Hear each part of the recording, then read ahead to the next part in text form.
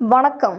திருக்கடையூரில் அரசு பள்ளிக்கு மின்விசிறிகள், இருக்கைகள் வழங்கிய அர்ச்சகர்கள் சங்கத்தினர் மாணவர்கள் நன்றி தெரிவித்தனர்.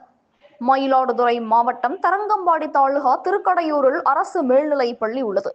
இந்த பள்ளியில் 600க்கும் மேற்பட்ட பள்ளி மாணவ மாணவிகள் கல்வி பயின்று வருகின்றனர்.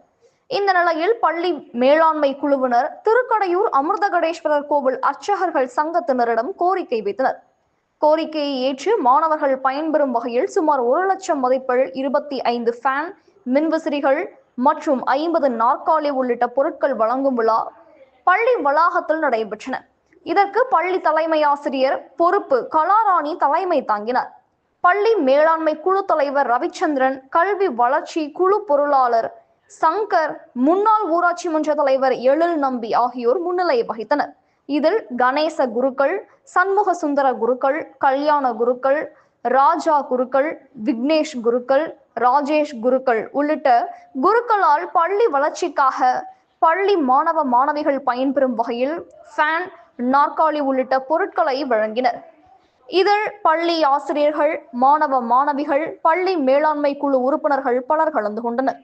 கனவு தமிழகம் செய்திகளுக்காக மயிலாடுதுறை செய்தியாளர் இளஞ்செழியன். செய்திகள் வாசிப்பவர் ஸ்னேகா புன்வாலி. நன்றி.